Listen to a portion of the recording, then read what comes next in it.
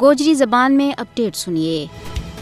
بھارتی غاصب حکومت اڈی چوٹی کو زور لا رہی ہے کہ وہ کشمیر میں اپنا مکروہ اور سیاہ کرتوتہ نہ چھپا کے سب اچھا کی رپورٹ دے کے دنیا کی اکھیاں میں توڑ گلتی رہے۔ مودی حکومت آج بھی کشمیر پر اپنا اس جھوٹا بیانیہ نہ فروغ دین واسطے سچائی تے حقائق نہ توڑ مروڑ کے پیش کرن کی جودیاں میں اڈی چوٹی کو زور لا رہی ہے۔ بھارت نے 5 اگست 2019 کا اپنا غیر قانونی، غیر اخلاقی اور یک طرفہ اقدامات نہ درست ثابت کرنے واسطے سرمایہ کاری، امن و ترقی اور معمول کی واپسی کا جھوٹا بیانیہ تیار کیا۔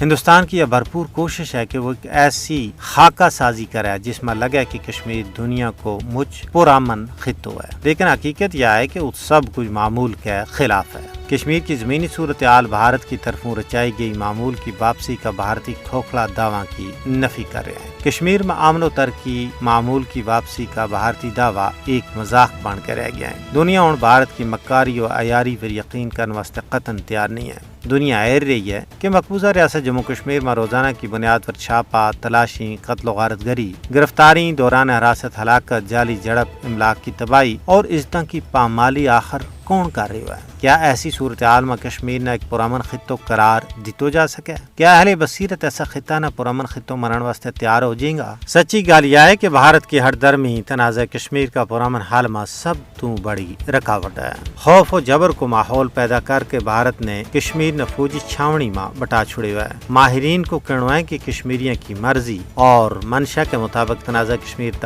کا حل تو بغیر جنوبی ایشیا میں دیر پا امن کو قیام ناممکن ہے۔ کشمیریوں کو اولین مطالبہ ترقی نہیں بلکہ اقوام متحدہ کے زیر اہتمام رائے شماری ہے۔